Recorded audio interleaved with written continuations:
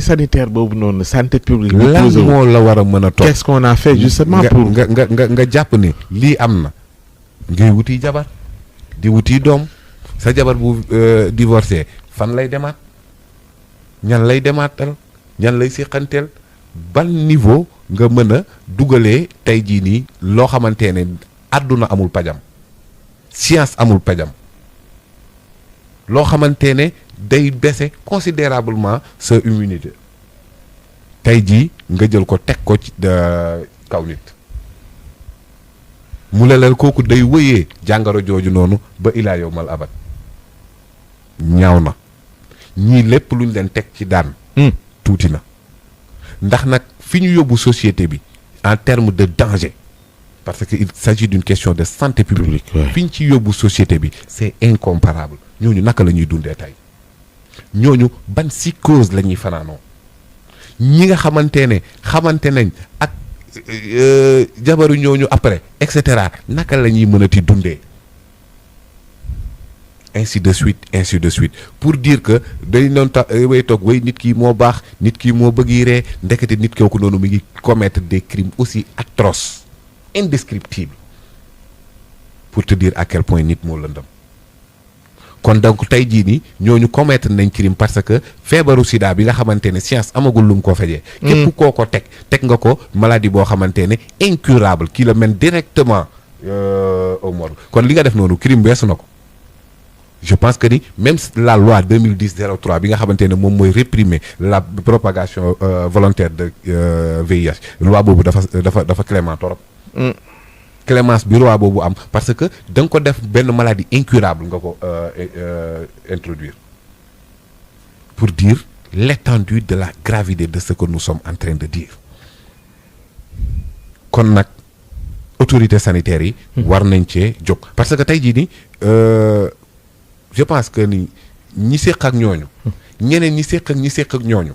ainsi de suite dinañ am gàcceewu sax naan dañuy dem di def dépistage et je pense que ni war nañ mën a am benn circonscription boo xamante ne le ministère de la santé nee na nañ dem defi dépistage ñëpp justement parce que dépistage bi doo fay nga xamante ne bu ne ñëpp dañuy dem kenn du amati gàccee dem parce que ordre lay doon autorité légitime Pa Moussa yaa ngi koy wax nga ni li tax gaañi biñ leen laajee dañoo mujj avouer parce que fichier yi te ci cadre bi tamit dañu gis ni téléphone bi dafa déterminant ci enquête bi. ci liñ ci fekk iPhone 11 bi justement téléphone ba tey day ñëw mais enquêteurs aussi ci exploiter renseignement yóbbu leen ba fii. ça veut dire que suñu réew ci côté boobu ci renseignement ak ci sunu. enquêtes yi war nañ mën a kii bul fàtte ne aussi les autorités judiciaires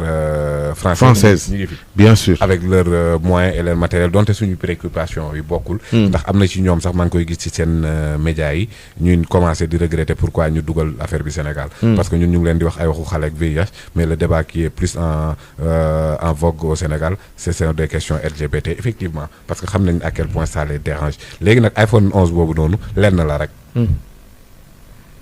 am na ay mbir waaye mbir yi ko gën a kii mooy yi ñu saisir ci Pierre Robert. te maanaam nit bu ñu lay enquête wan la nii nga gis awwee rek ngay mën di la wan lii loo mën ta teggi et d'ailleurs am na bu concerné le sieur Diallo benn procédure bu duggoon en 2019. waay ñu ngi ko doon tudd lié à un gamin Cheikh Diop vous vous rappelez. procédure boobu dañ war a seetiwaat ña ko yoroon ak fañ jaar ak moom ak kookee ci lan la nekk tey parce que bul fàtte ne porteur de VIH danger public lay doon. donc je pense que ni sans pitié quoi. sans pitié parce que ils étaient sans pitié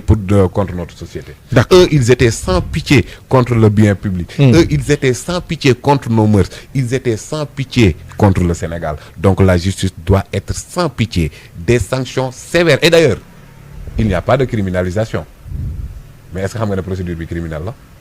nu mu nekkee criminel. des gros crimes sexuels. j'ai vu qu'un crime sexuel. alors donc kon heureusement que procédure bi mën na jaar à la chambre criminelle donte on n'a pas encore criminalisé li nga xamante ne mooy l'homosexualité. léegi nag yeneen yi ci am amul bàyyi amul teggi ginnaaw en tout cas di ko mu wóolu naa ko ci ñu bëri dañoo ne bi mu daanoo ci loxoom ne kon caaxaan faaxa ak a xeere ah pression du yegg ci moom non c'est-à-dire et puis askan bi ni mu nekkee ci ginnaawam askan bi dafa nekk ci ginnaawam ba pare engagé débat bi ak sérieux layam-layamee wuñ benn télé daal laa gis ñuy layam-layamee et ça se comprend si quartier général devient quartier général on peut mais donc comme que yéene wuñ la ko bëgguñu ko woon ñii am ci gàcce ñii nelawuñ ñii nangam assumeel que ni nag góom boo koy nekk di dem ci càqaa bi pour kii ko du faju def ci alcool xolli ko xam ne yaa def nangu ne yaa def dina gën a permettre à ce que yow nga mën a naka ngay engagé processus de bon maintenant defaru sax bu dee pour bàkkaar bi wàcc la moom na yàlla wax rek la ñuy def ah yàllaa ko wax de man waxuma ko yàllaa ko wax d'accord wax naa la sànq dimension téléphone yi benn acte bi ñu posé pour jëm ci leeral téléphone yi ñu jëlee ci Farba Ngom posé nañ ko tey ci assemblée nationale commission ad hoc bi mat na Abdou Mbow ni moo gënoon jar ministre def conférence de presse ka ay vidéo Farba Ngom bii nii bi maanaam tey jii nii oui bu Yacine Fall génnoon man ci laa koy gën a comprendre que Farba Ngom mu ngi seetaan ay vidéo bi yee gën a garaaw bi waaye la ñetti téléphone yi waxuñu loolu rek ay connexion ñëm doon waxal waaw tudd ci Maroc non non ngay tàmbalee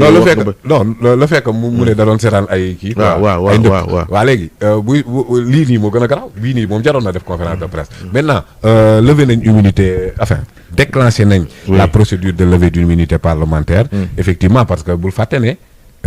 ñu ngi ci doon waxtaan la fois passée des juristes Diouf di ma mais dañ koy levé waxoon naa la ne dañ koy levé parce que immunité parlementaire day jouer mais pas en cas de flagrant délit et chaque procédure chaque levée am alors léegi nag levé engagé nañ procédure de levée léegi mbir mi du ay vidéo porno yom doon seetaan wala téléphone mi ngi ciy dugg loolu garaawul Pape Ousmane loolu garaawul lan la téléphone yi nekk ci biir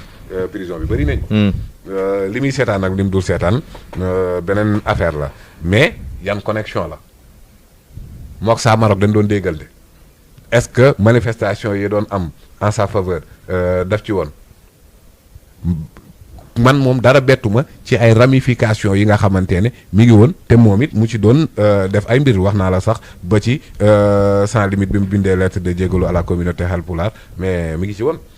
di def yi mbir alors donc loolu benn procédure la bu ko engagé mais man procédure boobu ce n'est pas trop importante ci man parce que boobu moom moo waxal boppam ne jël na lan la jël fan la ko jëlee naka la ko jëlee nee na dafa foqale lu muy foqale ci suuf yeeg nangam ak nangam. kee xam nga dafa daw yow defoo dara di daw nga ne defoo dara quoi nga ne tekk ñeme yàlla moom ma demal ñeme yàlla gu toll ni jékki-jékki naan ay wëy non Cheikh Diba nee na ma musul gis waa jooju maanaam non ma jambal am na problème. yi ñuy wax dara ba dara